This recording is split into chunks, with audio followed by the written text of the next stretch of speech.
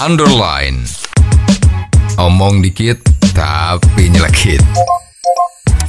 Bersama Om Bob. Temukan di channel YouTube Om Bob Indonesia. Om Bob, akhir-akhir ini kita melihat adanya berita mengenai sederet fintech lending yang bermasalah. Bagaimana Om Bob menggarisbawahi masalah ini? Memang kelihatannya itu kemarin kan OJK sebagai lembaga pengawasnya itu kan sudah membekukan atau mencabut izinnya dari beberapa fintech ya.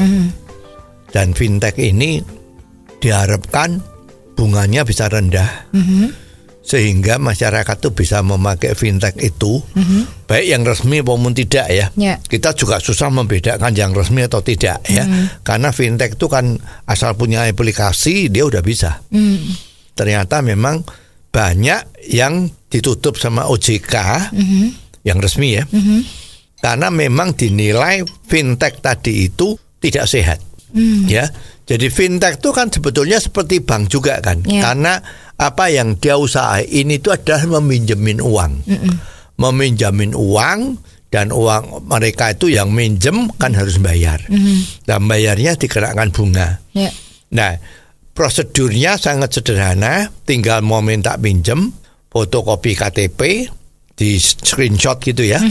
Screenshot orangnya, udah duitnya cair.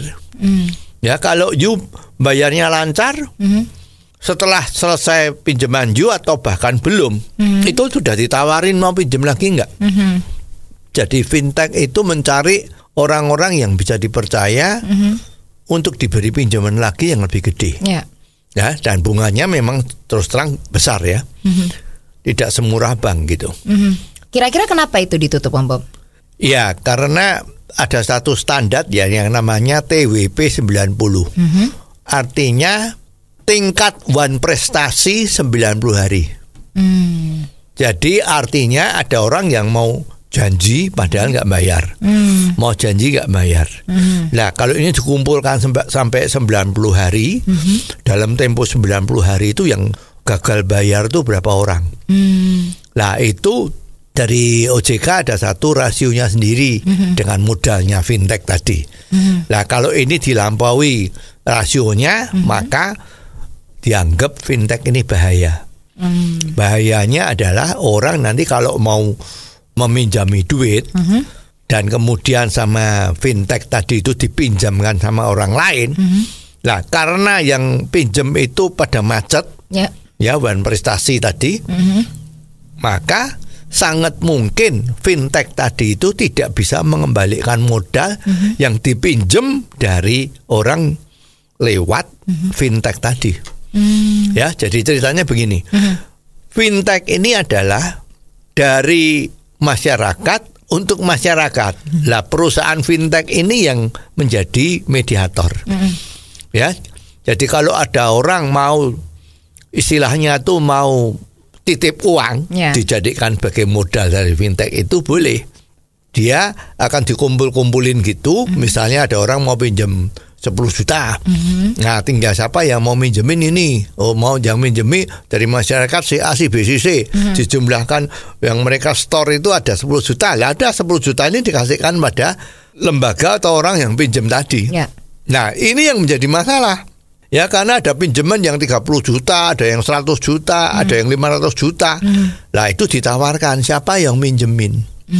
Lah, yang minjemin itu kan kelihatan tuh bunganya lumayan. Nah, jadi aku bisa ikut 10 juta, orang lain bisa 50 juta dan sebagainya.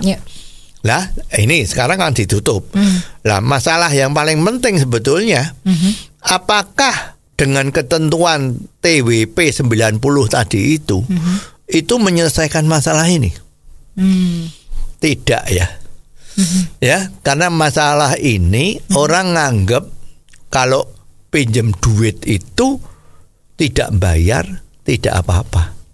Ya, dari fintech itu kan tidak ada jaminan. Kalau aku pinjam 10 juta jaminannya apa? Aku pinjam 30 juta jaminannya apa? Itu nggak ada. Jadi betul-betul adalah kepercayaan. Dilihat dari KTP-nya, ya udahlah, umurnya udah dewasa, oke lah, gitu kan. Nah, Ini justru tidak menyelesaikan masalah. Masalahnya apa itu Bob kira-kira supaya masalah ini bisa lancar? Ya ini kan masalah pinjam meminjam atas dasar kepercayaan.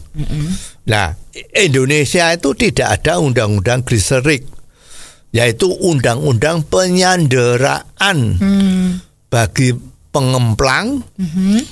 Ya, kalau dia tidak bayar itu harus disandera. Ini yang harus diadakan.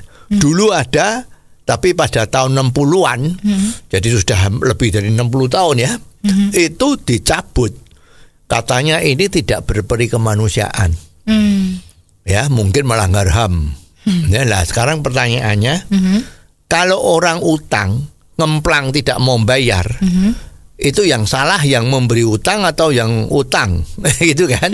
Nah ini begitu ada pengutang yang tidak bayar kepada yang ngasih utang, itu melanggar HAM atau tidak? Ini berperi kemanusiaan atau tidak? Ya, pemerintah sudah melakukan penyanderaan bagi orang-orang yang tidak membayar atau punya utang pajak yang tidak dibayar. Nah, itu bisa disandera. Nah, kenapa peraturan ini tidak dilebarkan saja, justru bisa diberlakukan di kasus-kasus perdata utang piutang seperti fintech tadi. Kalau ini diberlakukan, dijamin dah bunga-bunga di fintech itu juga pasti akan turun. Dan usaha dunia pinjam meminjam ini akan menjadi semarak dan tidak terjadi lagi debt collector yang selama ini dianggap meresahkan. Oh, jadi begitu ya Om Bob. Jelas deh sekarang.